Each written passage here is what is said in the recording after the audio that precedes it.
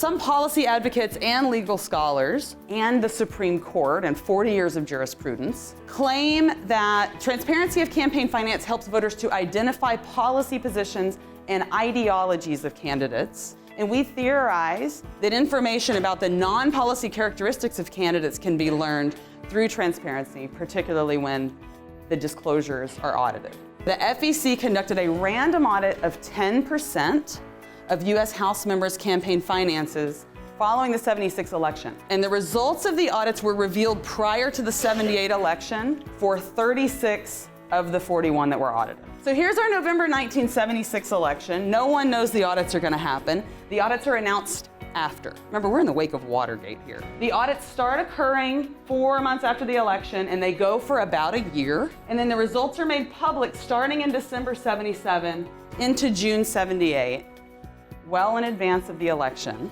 We analyze all election results involving incumbents in the 1978 election post-audit. The dependent variable, or the outcome variable, the thing that we're trying to explain, is the incumbent two-party vote share in one model. Just simply what percentage of the vote did the incumbent win by? Do they retire or resign? A lot of congressional elections are not particularly competitive. Those that are, people will strategically choose to retire or leave knowing that they might lose. And then also we look at the anticipatory behavior.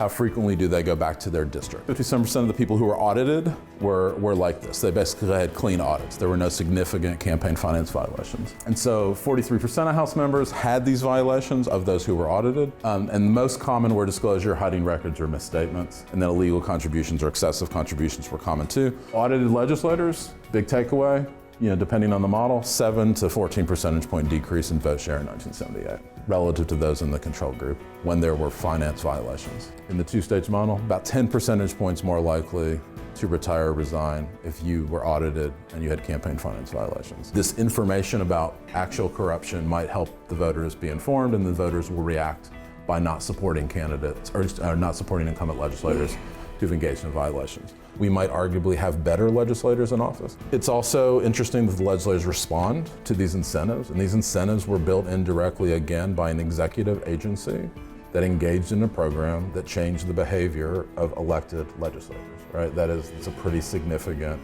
separation of powers finding and story. And then, as I mentioned, it's also significant because the legislature said, we don't like this program. In general, the policy implications, should we bring these back? These may be good programs to consider, especially for increasing transparency for voters, and then also creating behavior among legislators that is good for government and for citizens.